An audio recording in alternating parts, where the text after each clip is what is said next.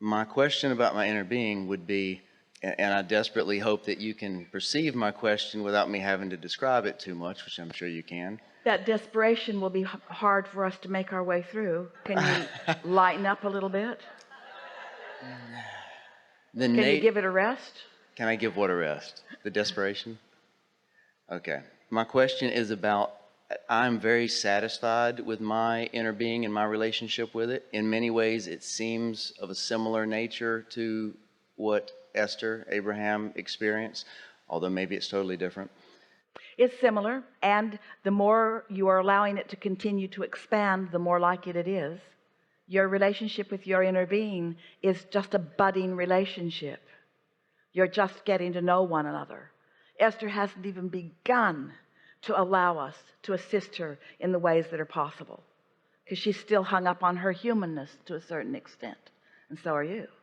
Why is my inner being seemingly, most people talk about, flowers and roses and beautiful things. My inner being seems to be very...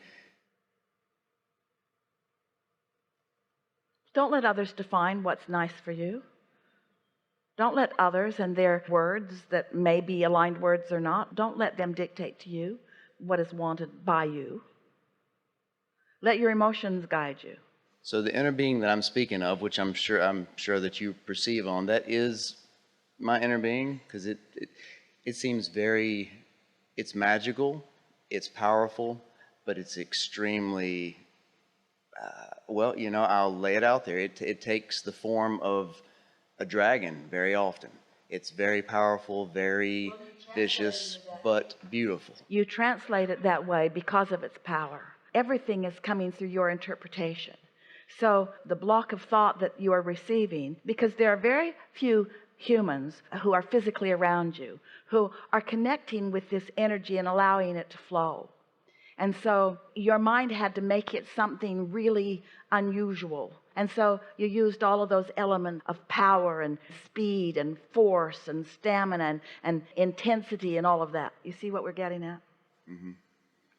It's your translation. It's your way of describing. So that energy is still my inner being then. And it's pure positive energy. Okay. There's no, in everything, I mean, I've experienced it a long, long time, and it has never showed me anything aside from its divineness. It just takes a very strong form. Again, we'll reflect that back to you. It's your way of saying my inner being is more powerful than anything I've witnessed in physical form. And we say, of course it is. Everyone's got that dragon within them, that eagerness to go, and that it's the power of it, it's the strength of it, it's the longevity of it, it's the eternalness of it. The last question would be it's all related though. You talk very often about the movements that through the body, from, I guess you know what I'm talking about. Whenever this energy comes through me and I can summon it at will, I don't have to wait for meditation and stuff, but in meditation it happens. The body movements in mine can be extremely, they can be subtle, but they can be extremely dynamic. They come to me when I need them. When you allow them. What is the purpose of those movements? What is your definition of what those are for? Because I know a lot of people here experience those. The most important thing to know about them is that it is evidence that you are out of the way and allowing the impulse to be received. It's the same conversation that we had earlier when there was confusion about the difference between a thought and an impulse. We're always deliberate in the way we offer these blocks of thought to Esther so that she can find words that will not mislead you in this sense. We never want you to feel like you are puppets on a string. We never want you to feel like you are just opening up and letting go and letting something else live through you. That's why we enjoyed so much this conversation about who's leading, who's doing the leading. In other words, you are. In your physical form, you are the one out here on the leading edge, asking the leading edge questions and finding the leading edge desires and doing the summoning from the resources of all that is, not all that has been, all that is. And so as you allow yourself to acknowledge that your contrast, your newness has caused the desire within you, and that desire within you has done the summoning, And now you're completing the equation. You're balancing your energy, not only by having the desire that is attractive in nature, that is causing law of attraction to respond, but now you are monitoring and contouring your beliefs, your thoughts, you're giving it a rest, you're letting things go, you're quieting your mind through meditation. In other words, you're learning through your emotional center to balance this energy within you. And as you do that, then you unite with your inner being, and together we go into this place that is new. It's like you reuniting with your soul and doing it deliberately. And until you do, your inner being will not create your reality without your participation. Your inner being will not make you a puppet and cause you to live a life that your own personal, in this now moment intentionality is not a part of. You see what we're getting at? This is your life, and you get to choose it with all of the support of all of the energy that creates worlds with you. That's some big dragon, isn't it? In the sense that there's big time power within that, you see. Being a creator is a wonderful thing. Being a deliberate creator is the only way that you're ever happy in the process of it. And not being deliberate, you can't stand that. You don't like the limpness of just sitting around and observing and not defining anything or making a decision about anything. Isn't it so much better for you when life helps you to decide, even if you're not capable yet of being true to your own decision? Doesn't it feel good to make a decision?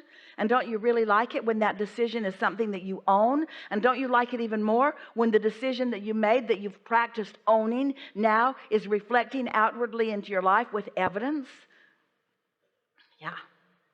Creation is fun, and creators must create, and you are creators who must create. Nothing less than that will do, you see.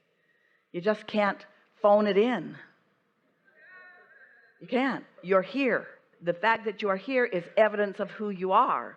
And now, if you are to be happy, you've got to exercise your ability to direct your thoughts.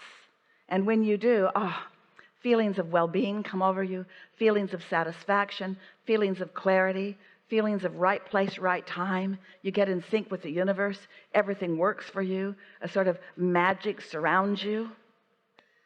Is it possible for me to achieve a verbal connection with my inner being? Because up to this point, that has not been my type of. Of course. Just ask for it and expect it. That's the answer to everything, isn't it? Have you got any advice for me personally about how to expedite my process here? Well, we're not going to say to you to give it a rest, because you're enough in balance. In other words, everything that we said to you, you received it as we said it, and that's really a nice thing. That's one of the most satisfying conversations, is when you identify something that you're not quite in alignment with, and then we chew together and the alignment sort of happens as we're having the conversation. And so we're just encourage you to just continue on as you are. Be easy about it, and maybe a little less determined. You know that feeling of eagerness that you feel as you are approaching the top of the cliff or the peak of a mountain, and you know it's going to be a good view. You know it is. But every time there's an eagerness that comes over you as you find that newness. It's that feeling that you want to encourage. That's the feeling that we want all of you to feel. Some of the peaks, by comparison with other people, they're small peaks. But when it's a new one for you, your inner being celebrates as if it were the highest peak that anyone had ever achieved at any time, you see. Because everything that you are living is new unto this universe. And so when you allow yourself to have a new experience, and you feel that feeling of passion or exhilaration that you often feel, that's your inner being experiencing this newness with you. And newness with you is new unto the universe. It doesn't matter how many other people have had a new experience. Newness with you is new unto the universe. It matters. It matters to all that is, and therefore it should matter to you too. Yeah. Enough?